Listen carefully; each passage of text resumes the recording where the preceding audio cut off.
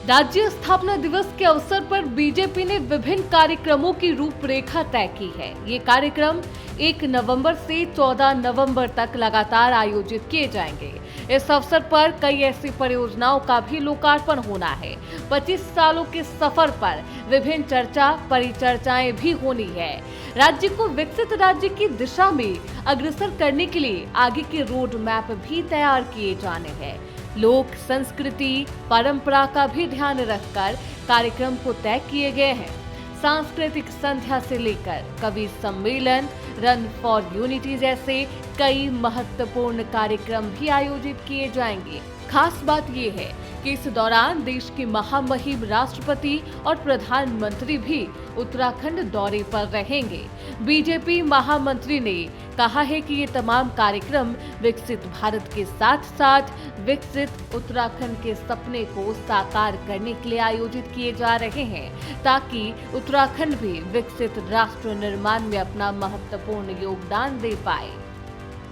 मुझे लगता है कि कांग्रेस को दीपावली के मौके पर भी वो तो उसका समर्थन करते हैं, जो कहते हैं कि खुशी मत मनाइए, पटाखे मत जलाइए, इससे प्रदूषण होता है, वो हम भी मानते हैं। लेकिन जब क्रिसमस पर पटाखे जलते हैं तो उन्हें प्रदूषण नहीं दिखता। जब किसी और बहुत सारे और भी मौके हैं, अब गिनाना नहीं चाहूँगी, उन पर जब पटाखे जलते हैं उस पर उनको प्रदूषण नहीं दिखता, लेकिन उनको प्रदूषण दीपावली पे दिखता है। तो ऐसे ही जब खुशी का मौका है, स्थापना दिवस है, बहुत अच्छे कार्य जो सरकार ने किए हैं और करने जा रही है, उन पर जब बात हो रही है, और जब हमारे देश के सर्वोच्च स्थान पर रहने वाले जो दो लोग हैं, हमारी आदरणीय राष्ट्रपति जी, हमारे आदरणीय प्रधानमंत्री जी, दोनों के दौरे जब इस दौरान हमारे उत्तराखंड में लगने वाले हैं, तो ऐसे मौके पर भी वो अगर नेगेटिविटी की बातें करेंगे तो मुझे लगता है ऑपोजिशन का काम केवल नेगेटिविटी की बातें करना नहीं है।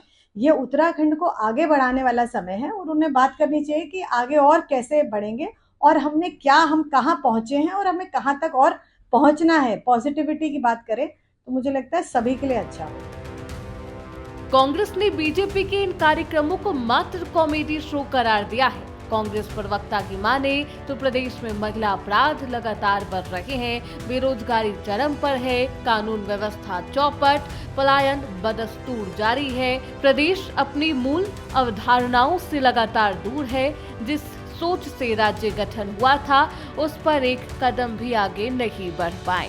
भ्रष्टाचार के कई कीर्तिमान भाजपा शासन में राज्य को मिले हैं।